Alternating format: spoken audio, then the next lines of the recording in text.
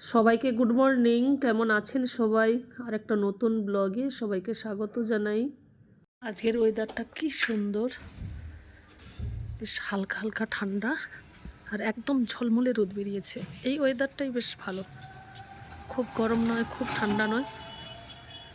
এই যে স্নান টান করে নিয়েছি, এই যে পুজো করব। কয়েকদিন ধরে কতগুলো করে সব জবা ফুল ফুটতো বাগানে, আজকের একটাও ফুল ফোটেনি। এইখানেই দেখছি একটা জবা ফুল ফুটেছে। আজকের গাছে জল দেবো, গাছগুলো শুকনো হয়ে গেছে, দুদিন জল দেওয়া হয়নি।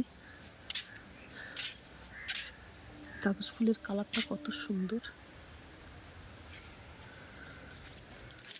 এই গেটের দুপাশে দু রকমের কাগজ ফুলের গাছ লাগিয়েছি, একটা সাদা আর এই যে একটা পিঙ্ক কালার।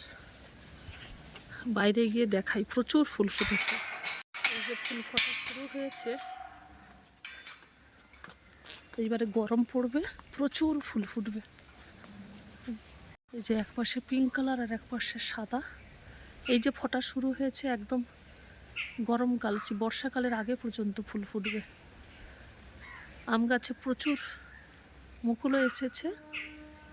এই আম গাছটা আলফানসো, প্রচুর মিষ্টি, প্রচুর হয় আমটা। যেই বাইরে এসেছি রানী ওই যে সাড়া দিচ্ছে। কিরে রানী, আমি চলে যাই? এই যে গেটের কাছে দাঁড়িয়ে দাঁড়িয়ে দেখছি আমি কোথায় গেলাম। আমি চলে যাই, চলে যাই। গেটের যেই আওয়াজ হয়েছে,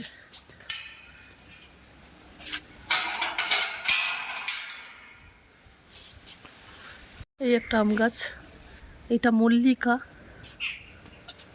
যে মুকুল এসছে।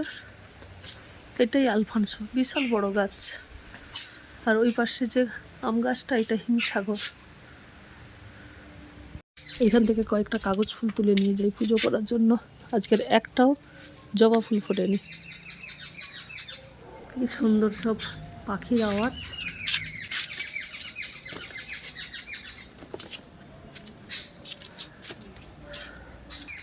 এটা সাদা কাগজ ফুলের গাছ।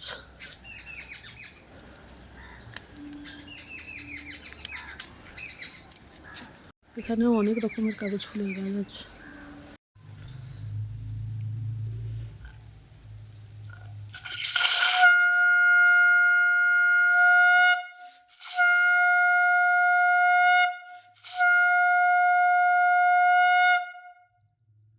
আজ আলু সেদ্ধ ভাত খাবো। এই যে আলু সেদ্ধ করেছি।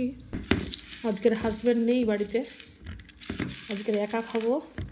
আর মাঝে মাঝে ইচ্ছা হয় এরকম আলু সেদ্ধ ভাত খেতে, বড়ি দিয়ে লঙ্কা ভাজা দিয়ে এরকম আলু মাখা হলে আর তরকারি লাগে না। আজকের সৎসঙ্গে এসেছি আমাদের গুরু ভাই শ্রদ্ধা শৈলেন্দার দোকানে, মিষ্টি দোকানে, ওপরেই সৎসঙ্গ হচ্ছে।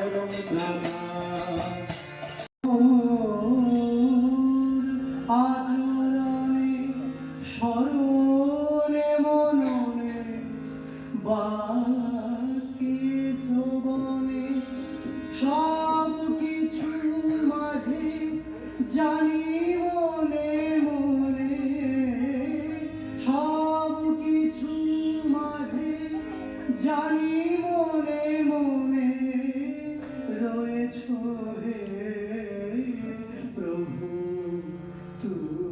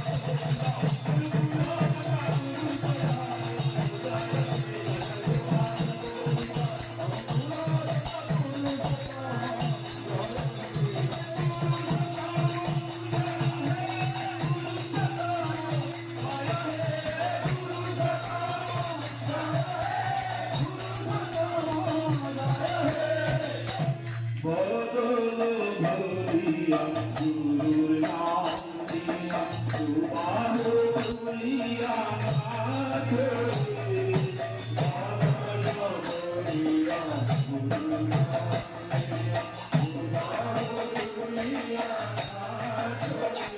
গোবিন্দ গোবিন্দ